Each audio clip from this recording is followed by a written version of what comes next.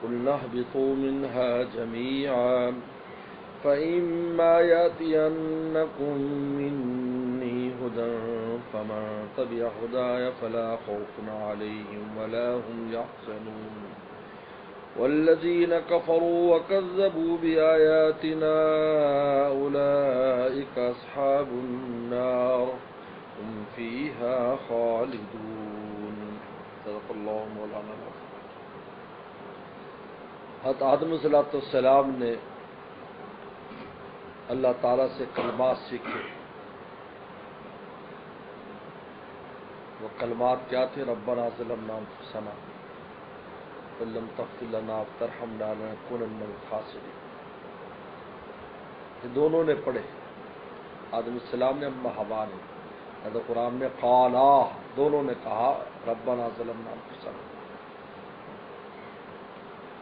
اللہ تعالیٰ نے یہ کلمات سکھائے۔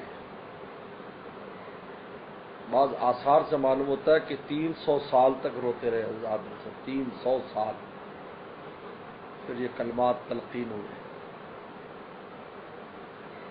اور پھر اللہ تعالیٰ نے معافی دے دی۔ لیکن اس معافی کے بعد بھی اس بات کی اجازت نہیں ہوئی کہ اب جنت میں آ جائیں۔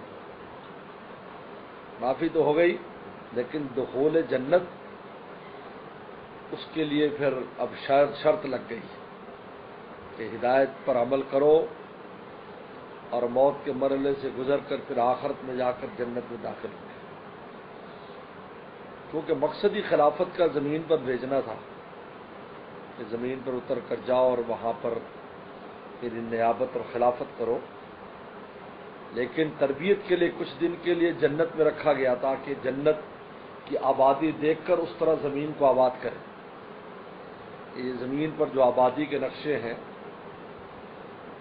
یہ جنت کی نظیر ہیں، باغات، کتنے خوشنما چیزیں یہاں پر ہیں۔ جیسے وہاں پھل ہیں ویسے پھلوں جیسے یہاں پھل ہیں، لیکن ان میں زمین آسمان کا فرق ہے۔ قُلْنَا اهْبِطُوا مِنْهَا جَمِيعًا، ہم نے کہا اتر جاؤ اس جنت میں سے سب کے سب۔ یعنی یہ دوسرا اہبطوا جو ہے، پہلے بھی اہبطوا کا اتر جاؤ، اور یہاں دوبارہ اہبطوا جو لا رہے ہیں تو مفسرین نے یہاں نقطہ لکھا ہے کہ دوبارہ اہبطوا میں ایک طرح اشارہ یہ ہے کہ اب رہنا نیچے ہی ہے، اوپر نہیں آنا، چاہے معافی ہو جائے لیکن آپ نیچے ہی رہو۔ اہبطوا منہا جمیعا، سب کے سب اب زمین پر رہو گے، آسمان پر اس طرح نہیں آ سکتے۔ معافی ضرور ہے لیکن دوبارہ جنت میں دخول نہیں ہوگا جب تک کہ پورے ہدایات پر عمل کر کے اور مکلف بنایا جائے گا اور تکلیف پر عمل کیا جائے گا۔ اور جنت میں بھی جو مکلف بنایا گیا تو اس میں بھی یہ اشارہ تھا کہ جنت میں رہنا وہ رہنا نہیں ہے جو جنتی کا رہنا ہوتا ہے، کیونکہ جنتی جنت میں رہے گا تو اس کو تو کوئی تکلیف اور مکلف نہیں بنایا جائے گا، کسی چیز کی رکاوٹ نہیں ہوگی، جو خواہش کرے گا پوری ہوگی۔ لہٰذا آدم علیہ السلام اور اما حوا پر جو پابندی لگا دی کہ لا تقربا هذه الشجرہ، اس درخت کے قریب نہ جانا، تو اس سے بھی خود اشارہ ہو گیا اس بات کا کہ یہ رہنا وہ رہنا نہیں ہے جو ایک جنتیوں کا رہنا ہے، اس کے لیے زمین پر جانا ہوگا اور اعمال جنت کرنے ہوں گے۔ لیکن انی اسألک الجنہ وما قرب الیہا من قول وعمل، اللہ میں جنت مانگتا ہوں اور ان اعمال کی توفیق بھی مانگتا ہوں جو جنت کے قریب کریں گے۔ اہبطوا منہا جميعا، دوبارہ اتر جاؤ، اب اترو جہاں سے۔ حبوط اترنے کہتے ہیں۔ میں نے بتایا کہ حبوط خود دلیل ہے کہ آسمانوں پر تھے، زمین پر بھیجا گیا، ایسا نہیں ہے کسی باغ میں تھے اور وہاں سے کہا کہ نیچے اتر جاؤ، ایسا کچھ نہیں، آسمان سے زمین پر بھیجے۔ اهبطوا منہا جميعا فَإِمَّا يَأْتِيَنَّكُم، یہ آ گیا فَإِمَّا يَأْتِيَنَّكُم مِّنِّي هُدًى، بس اگر آئے تمہارے پاس میری طرف سے کوئی ہدایت کی بات، یعنی وحی الہی آئے، آسمان سے ہدایات اترے، فَمَن تَبِعَ هُدَايَا، پس جو میری ہدایت کی اتباع کرے گا، فَلَا خَوْفٌ عَلَيْهِمْ وَلَا هُمْ يَحْزَنُونَ، نہ ان پر کسی قسم کا خوف ہوگا، وَلَا هُمْ يَحْزَنُونَ، نہ کوئی غم ہوگا۔ خوف ہوتا ہے مستقبل کے اعتبار سے اور غم ہوتا ہے مافات کے اعتبار سے، اگر فلانا کام نہیں ہوا تو اس کا غم اور صدمہ آدمی کو نہیں جاتا، کوئی ایسا واقعہ پیش آ جاتا ہے کہ اس کا صدمہ نہیں جاتا، اور خوف ہوتا ہے اللہ کے اعتبار سے کہ پتہ نہیں کیا بنے گا، ایسا ہو جائے گا۔ تو اللہ تعالیٰ نے دونوں کے نفی فرما دی کہ جو جنتی لوگ ہوں گے نہ ان کو کوئی خوف ہوگا نہ کوئی غم ہوگا۔ آدم صلی اللہ علیہ وسلم اماں ہوا کو تو دل میں یہ خوف تھا نا کہ ہم دور نہ چلے جائیں، تو شیطان نے اسی ذریعے سے ہی گمراہ کیا ان کو، اور ان کو یعنی پھسلایا، اسی ذریعے سے پھسلایا، یہ باتوں کی وجہ سے ان کو پھسلایا۔ فَأَزَلَّهُمُ الشَّيْطَانُ فَإِمَّا يَأْتِيَنَّكُمْ، اگر آئے، اما، یہ اما حرف شک ہے، اس میں بھی ایک عجیب بات لکھی ہے، یعنی ہدایت انبیاء السلام کو بھیجنا، کتابیں نازل کرنا اور ہدایت کا نازل کرنا اللہ پر واجب نہیں ہے، ورنہ عقل انسانی خود اللہ نے ایسے دی ہے کہ وہ خود حق کو سمجھ لے اور توحید کو سمجھے۔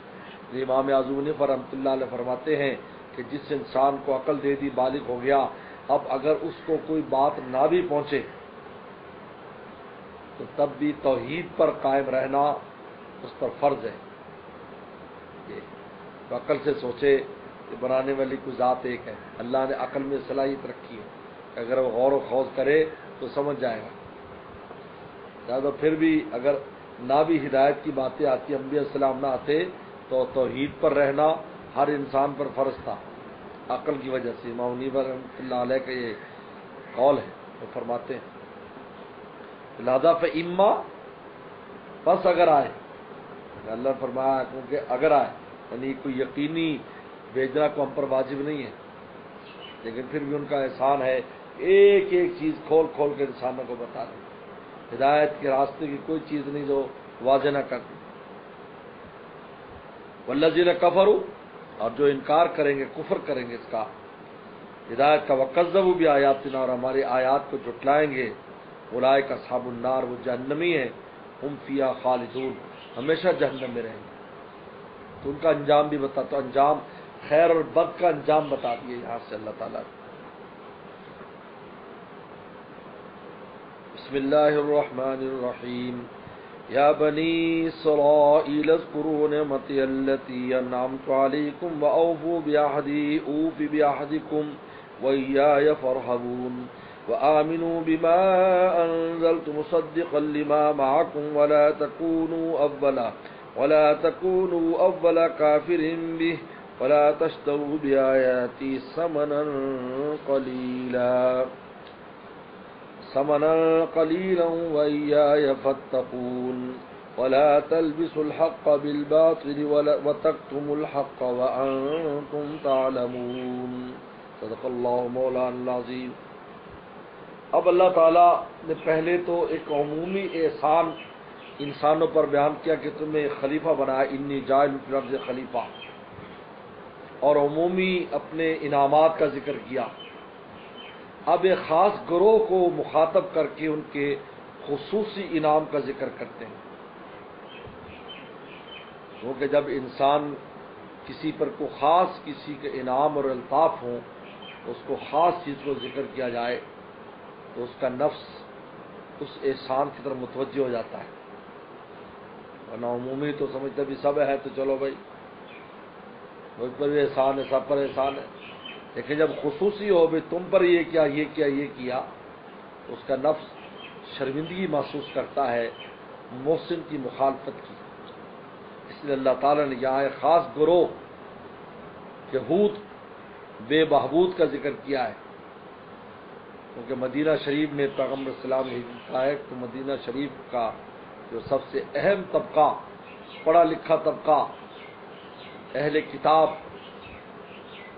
پہلی کتابوں کا علم بھی اور آئندہ آنے والی کتاب کے بارے میں جن کو پوری معلومات تھی، اور پہلے پیغمبروں کا بھی جن کو پتہ تھا، اور بعد والے آنے والے پیغمبر ہوئے جن کو علم تھا، ان کو مخاطب کیا ہے، یہود کو۔ لیکن اللہ تعالی نے جو نام استعمال کیا یا بنی اسرائیل، یہ ان کا پسندیدہ نام ہے، کیونکہ اسرائیل یعقوب السلام کا لقب ہے۔ میں نے بتایا کہ اسرائیل ایل جو ہے وہ اللہ تعالیٰ کا نام ہے. اسرا صفوت اللہ، اللہ تعالیٰ کا منتخب کردہ، اللہ کا پسندیدہ برگزیدہ. تو اسرائیل کا ہے نا صفوت اللہ یا عبداللہ کے معنی ہے. ایل جو ہے نا ایل یہ اللہ تعالیٰ کا نام ہے. ایل اللہ تعالیٰ کو ایل کہتے ہیں. تو یا بنی اسرائیل سے مخاطب کیا ہے یہود کو، کیونکہ مدینہ شریف میں یہ تھے. اور سارے عرب اس بات کو دیکھ رہے تھے کہ یہ جو پڑھے لکھے لوگ ہیں یہ رسول اللہ کو پہچانتے ہیں یا نہیں، یہ آپ کی اتباع کرتے ہیں یا نہیں. پہلے تو قریش تو جوہلا تھے، ان سے مناظرے ہوئے لیکن وہ تو جوہلا تھے، ان کو تو پتہ جانتے ہی نہیں تھے. کیونکہ ان میں حضرت اسماعیل صلاۃ السلام کے بعد تو کوئی پیغمبر آیا نہیں. اور یہاں پر تقریباً عیسیٰ صلاۃ السلام تک 4000 پیغمبر آ چکے تھے، 4000 نبی آئے تھے ان میں. تو ان کو تو بہت یعنی اس فیلڈ کو اور اس موضوع کی بہت معرفت رکھتے تھے. تو سب ان کو دیکھ رہے تھے یہ کیا کرتے ہیں، یہ رسول اللہ کو پہچانتے ہیں. تو قرآن نے اس لیے ان کو خصوصی طور پر مخاطب کیا اور ان پر جو خاص اللہ نے کے اپنے انعامات تھے ان کو ذکر کیا.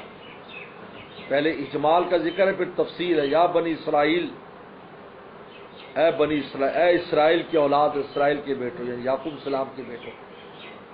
اذکروا نعمتی، اذکروا یاد کرو، ذکر کرو میری نعمت کا، التی انعمت علیکم جو میں نے تم پر کی ہے. آگے تفصیل آئے گی دوسرے رکوع میں کون کون سی نعمتیں. پوری دنیا علمی طور پر اور نظریاتی طور پر پوری دنیا پر ان کی حکومت رہی، یعنی کیونکہ سب انہی کے علمی معاملات میں انہی کی طرف محتاج ہوتے تھے. کوئی بھی طبقہ ہوتا چاہے عربی کیوں نہ ہو. اس لیے مدینہ شریف میں تھوڑے تھے، عدد کے اعتبار سے کم تھے، اوس اور خزر عربوں سے، لیکن اس کے باوجود کیا تھا، اس کے باوجود چھائے ہوئے تھے، مدینہ پر چھائے ہوئے تھے. کیوں؟ اس لیے کہ علمی پایا مضبوط تھا. معلوم کا اصل چیز وہ ہوتی ہے جو قلوب پر اگر قبضہ ہے تو اصل حکومت یہ ہوا کرتی ہے. یہ ظاہری جسمانی تو کوئی بھی لے سکتا ہے لیکن بعد میں زوال ہو جاتا ہے، لیکن جو علمی قبضہ ہے قلوب پر. اور اس قرو میں ایک عجیب نقطہ لکھا ہے بعض نے، اس قرو نے نعمت کا ذکر کرو. کہتے ہیں کہ ذکر نعمت جو ہے یہی شکر پر لاتا ہے اور کتمان نعمت نہ شکری پر لے جاتا ہے. بڑی عجیب بات. اس قرو بھی اللہ نے یہ کہا تو پھر شکر بھی ادا کرو گے. جب چباؤ گے جی کہو گے کہ جی کچھ نہیں ہے تو پھر اگلا بھی کہے گا بھی جب کچھ ہی نہیں تو پھر شکر ہے اس پر تو بنتا ہی نہیں ہے. یہ اس قرو کے لفظ میں عجیب بات ہے. اس قرو ذکر کرو نعمتی میری نعمت کو جو میں نے تم پر کی. اوفو بعہدی اور وفا کرو میری عہد کا. یہ بھی شکر کی قسم بتا دی بھی شکر کیسے ادا کرنا ہے. جو میں نے تم سے معاہدہ لیا ہے کہ آنے والے آخری پیغمبر کی تم تائید کرو گے، ان کی صفات لوگوں سے بیان کرو گے اور آنے والی کتاب کی تصدیق کرو گے، پیغمبر کی اوفو بعہدی اس کا اب میرے اس عہد کی وفا کرو. یہ عہد سے مراد یہ عہد ہے جو رسول اللہ صلی اللہ علیہ وسلم کے بارے میں ہر پیغمبر نے اپنی امت سے لیا ہے اور ان سے بھی لیا گیا. موسیٰ علیہ السلام نے بھی لیا، عیسیٰ علیہ السلام نے بھی لیا. اوفی بعہدکم تو میں بھی اپنا عہد جو تم سے کیا پورا کروں گا کہ تمہیں دنیا میں بھی نصرت اور مدد کروں گا اور آخرت میں بھی تمہیں نوازوں گا. وَإِيَّايَ فَارْهَبُونِ بس مجھ ہی سے ڈرو، معاشرے سے نہ ڈرو. فرحبون اس میں اشارہ کیا کہ تمہیں ڈر ہے کہ تم اگر مسلمان ہو جاؤ گے اس آخری پیغمبر پر ایمان لے آؤ گے، معاشرے والے کیا کہیں گے، لوگ کیا کہیں گے، اور جگہ کے یہود کیا کہیں گے. یا فرحبون مجھ ہی سے ڈرو.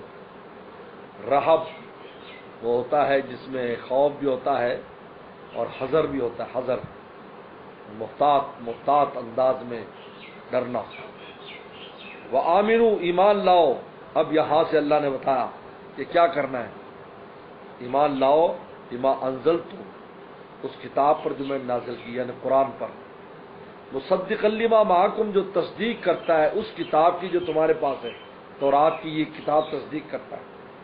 تو قرآن جب کتاب کی تصدیق، قرآن تورات کی تصدیق کرتا ہے تو تم اس کتاب پر ایمان لاؤ۔ ولا تکونوا اول کافر بہ، اور پہلے کافر نہ ہو جاؤ اس کے، پہلے منکر نہ بنو، اول نمبر کے منکر نہ بنو۔ جو اول نمبر کے منکر تو قریش تھے، لیکن قرآن نے ان کو اول نمبر کا منکر قرار دیا ہے۔ کیوں؟ اس لیے کہ پڑھے لکھے ہونے کے باوجود، ہر چیز کو جاننے کے باوجود انکار کرنا، اصل منکر ہو تو جاہل تھے۔ جاہل کو تو جہالت ہے، اس کو تو اندھیرا ہے، اس کو تو نظری کچھ نہیں آتا، یہ تو روشنی والے تھے، ان کی کیوں نہیں پہچانا؟ لہٰذا اول کفر تمہارا ہے۔ اور میں نے پہلے بتایا کہ پوری دنیا یہ دیکھ رہی تھی کہ یہ ان کا سلوک کیا ہوتا ہے، یہ ایمان لاتے ہیں یا نہیں۔ اس لیے عربوں نے علامات مقرر کی تھی، یہودیوں کو علامت مقرر کیا تھا کہ یہ ایمان لاتے ہیں یا نہیں، لیکن اللہ تعالی نے آگے جا کر جب ان کی نالائکوں کو بیان کیا تو عربوں کا اعتماد اٹھ گیا، شاید دنیا کا اعتماد اٹھ گیا کہ یہ قابل اعتماد گروہ نہیں ہے کہ ہم ان کے کہنے پر فیصلہ کریں۔ تو عربوں نے دوسری علامت مقرر کر لی کہ رسول اللہ اگر مکہ شریف میں آئے اور خانہ کعبہ پر جو ہے آپ نے قابض ہوئے تو عذاب آتا ہے یا نہیں، کیونکہ اب تک جب باطل آیا، قبضہ کیا، ابابیل آ گئے اور عذاب آ گیا اور وہ تباہ و برباد ہو گیا۔ اگر رسول اللہ آئے اور آپ نے مکہ شریف فتح کر لیا اور خانہ کعبہ پر آپ کا تسلط ہو گیا اور کچھ نہیں ہوا، دلیل ہے کہ آپ اللہ کی طرف سے ہے۔ چنانچہ وہی ہوا جب پیغمبر صلی اللہ علیہ وسلم نے فتح کیا، قرآن کہتا ہے فوج در فوج وہ اسلام میں داخل ہو گئے، تو انہوں نے دیکھا کہ آپ جو ہے کا جھنڈا لہرا گیا، لیکن ایسے کوئی اللہ کی طرف سے کوئی عذاب نہیں آیا، دلیل تھا کہ آپ اللہ کی طرف سے مقرر ہیں۔ تو پہلی علامت یہ تھی اول کافر بھی، کہ یہودیوں کو دیکھ رہے تھے کہ یہ پڑھے لکھے، تو قرآن نے کہا تم پہلے کافر نہ بنو، حالانکہ کافر تو پہلے قریش بن گئے، لیکن کہا کہ پڑھے لکھے طبقے میں جن کے پیچھے سارے لگ رہے ہیں وہ تم ہو۔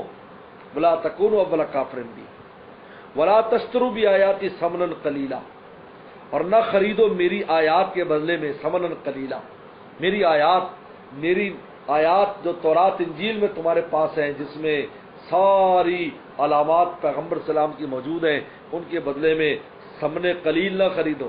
عجیب بات ہے کہ خریدا ثمن قلیل نہیں جاتا، بلکہ ثمن اور پیسے کے ذریعے مال خریدا جاتا ہے، لیکن قرآن نے بالکل عکس کر دیا کہ تم آیات کے بدلے میں پیسہ خرید رہے ہو، حالانکہ ہوتا ہے پیسے کے بدلے میں مال خرید رہے ہو۔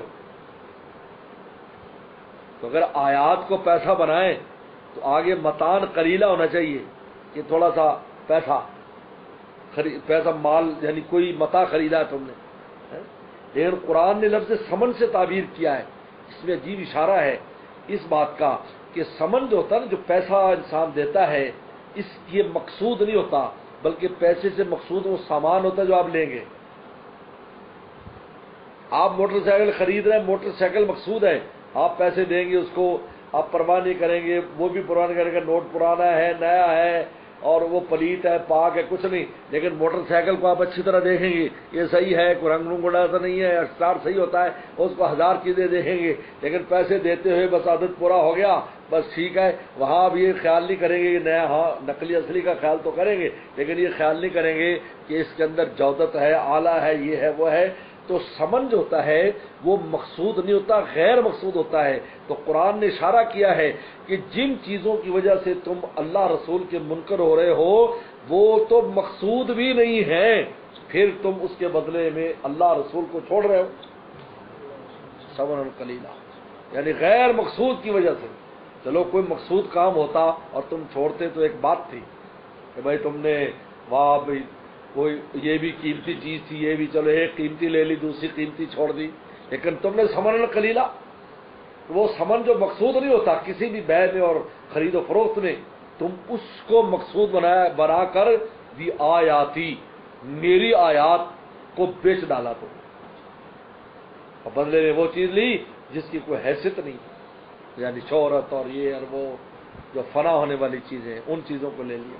لوگوں کی واہ واہ، نذرانے، پیسے، جو ہے وہ معاشرے کے اندر، چونکہ یہودیوں میں وہ سب پڑھے لکھے، ان کے علماء بڑے تھے، جو سب ہمارے ہاتھ سے نکل جائے گا، رسول اللہ کی غلامی میں جائیں گے تو وہاں پر تو ترتیب بدل جائے گی.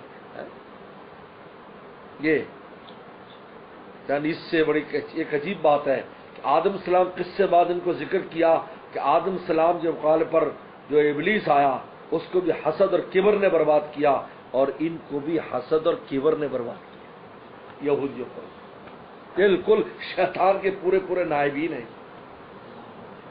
یہ بالکل ایک قصہ جوڑ کر یہ بتایا کہ پورے نائبین ہیں، ان میں حسد تھا. ہم تحسدون الناس، حسد کرتے تھے. اور یہ بیایات سن قلیلہ یا فتقون لذا، مجھے ہی سے ڈرو، تم یہ کیا کر رہے ہو، میری ذات کو سامنے رکھو، نہ کہ ان چیزوں کو فضول. اب آگے بتایا کہ یہ قرآن نے اشارہ کر دیا کہ تم کس طرح لوگوں کو اب گمراہ کرو گے یا کرتے ہو. جب حق آ گیا اب گمراہ کریں گے. وَلَا تَلْبِسُوا الْحَقَّ بِالْبَاطِلِ، وہ لوگ جن کو رسول اللہ کے بارے میں معلومات ہیں، کچھ ان کے دل میں بات ہے، ان میں حق اور باطل کا التباس کر دیں گے. اور جو بالکل پڑھے لکھے نہیں ہیں، تکتم الحق، ان کو حق بتائیں گے نہیں. یہ طریقہ کار ہے گمراہ کرنے کا. کسی کو اگر وہ پڑھا لکھا ہے تو اس کو باطل حق کو مکس کر دیں گے، حق کو باطل بنا کے دکھائیں گے، باطل کو حق بنا کے دکھائیں. آج یہی ہو رہا ہے. جو پڑھے لکھے ہیں، نیٹ دیکھتے ہیں، تو وہاں پر جو ایسے بدماش بیٹھے ہیں، وہ باطل کو حق، حق کو باطل بتا کر ایسے ملمہ سازی کرتے ہیں کہ حرام رہ جاتا ہے. اور جو جاہل ہے تکتم الحق، ان کو بتاتے نہیں ایسی کوئی بات ہے. اللہ نے دونوں راستے ان کے بند کر دیے کہ تم دو راستوں سے لوگوں کو گمراہ کرو گے. جن میں وہ لوگ جو پڑھے لکھے ہیں، علم رکھتے، ان کو گمراہ کرو گے. کیونکہ اپنے یہودیوں کو کیسے گمراہ کیا، حالانکہ ان کو پہلے خود نشانیاں بتاتے رہے، کہا کہ نہیں یہ نہیں ہے، وہ کوئی اور ہے. اب وہاں پر اس کو مکس کرنا شروع کر دیا، باطل اور حق کو مکس کر دیا، التباس کر دیا. اور عرب جو تھے، جو پڑھے لکھے تھے، اوس خزرج وغیرہ مدینہ میں، ان کو بتایا ہی نہیں کہ ہماری کتابوں میں پیغمبر کا ذکر ہے اور یہ پیغمبر ہے. وَلَا تَلْبِسُوا الْحَقَّ بِالْبَاطِلِ، التباس نہ کرو حق کا باطل.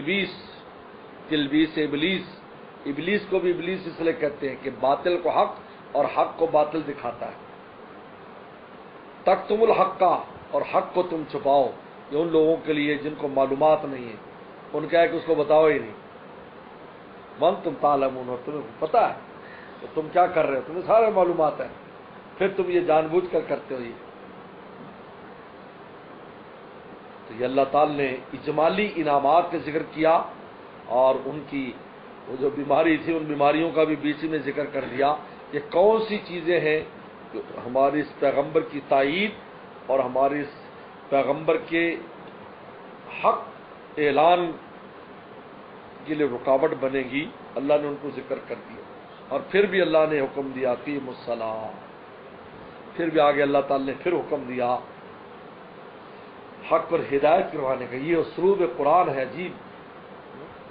کہ پہلے خوبصورت جو پسندیدہ نام تھا کہ یا بنی اسرائیل، اس سے شروع کیا ہے. معلوم ہوا کہ تبلیغ دین میں انسان کو اگلے کو مائل کرنے کے لیے ہر وہ اچھی بات لانی چاہیے جس سے اس کا دل کھل جائے تاکہ وہ حق قبول کر سکے.